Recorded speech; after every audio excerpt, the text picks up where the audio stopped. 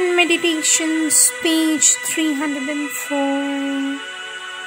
Paris, 2nd November 1915.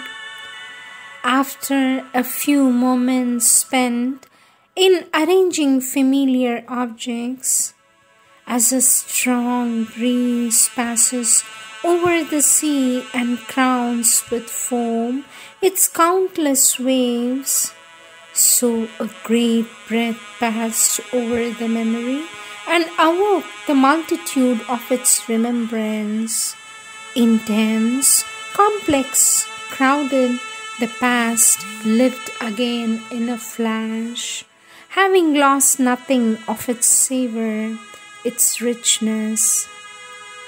Then was the whole being lifted up in a great surge of adoration, and gathering all its memories, like an abundant harvest, it placed them at thy feet, O Lord, as an offering.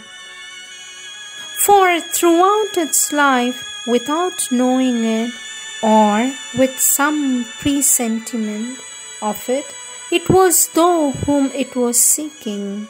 In all its passions, all its enthusiasms, all its hopes and disillusionments, all its sufferings and its joys, it was thou whom it ardently wanted. And now it has found thee, now that it possesses thee in a supreme peace and felicity, it wonders that it should have needed so many sensations, emotions, experiences to discover thee. But all this, which was a struggle, a turmoil, a perpetual effort, has become, through the sovereign grace of thy conscious presence, a priceless fortune which the being rejoices to offer as its gift to thee. The purifying flame of thy illumination has turned it into jewels of price, laid down as a living holocaust on the altar of my heart. Errors have become stepping stones, the blind gropings conquests.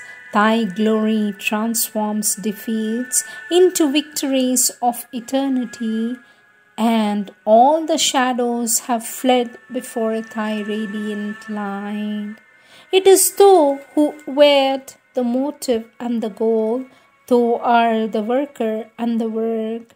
The personal existence is a canticle perpetually renewed, which the universe offers up to thy inconceivable splendor.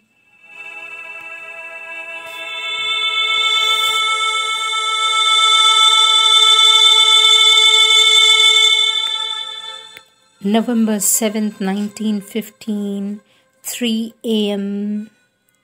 Without any external sign, any special circumstance, the moments passed by so majestically in so solemn an inner silence, a calm so deep and vast that my tears began to flow profusely. For the last 2 days, the earth seems to have been going through a decisive crisis. It seems that the great formidable contest between material resistance and spiritual powers is nearing its conclusion, or in any case, that some element of capital importance has made or is going to make its appearance in the play. How little do individual beings count at such times?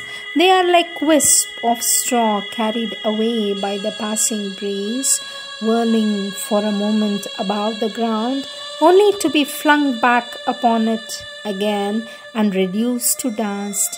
And individual beings who thus feel so insecure, so stripped of importance, suffer and groan in painful agony. For them, the waiting itself is a perpetual menace. Everything speaks of danger and destruction. But what grandeur, what sovereign beauty lie in the depths of this outer anguish, all formed of narrow egoism, What splendor dwells within this waiting, growing sacred through deep contemplation, when the walls of personal blindness have fallen and the individual consciousness has taken its flight into immensity to unite with thy eternal consciousness. This sorrow world kneels before thee, O Lord, in mute supplication.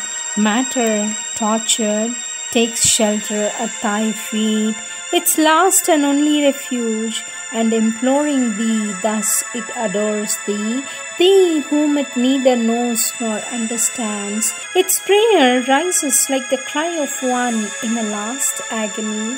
What is disappearing feels vaguely the possibility of living once again in thee.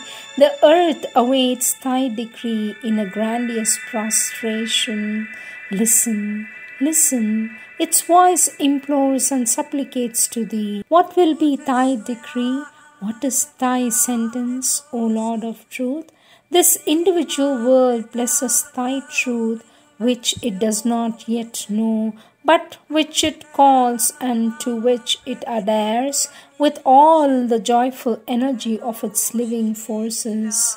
Death has passed, vast and solemn, and all was hushed in a religious silence while it was passing by. A superhuman beauty has appeared upon earth. Something more marvelous than the most marvelous bliss has brought a foretaste of its presence. Permets que ta souveraine puissance se manifeste.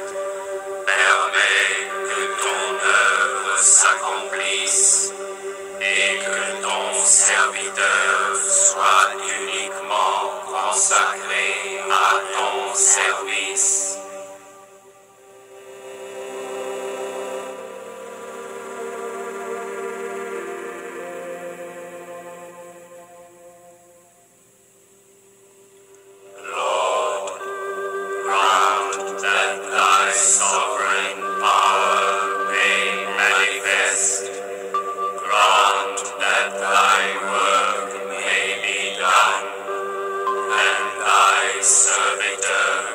Consecrated soul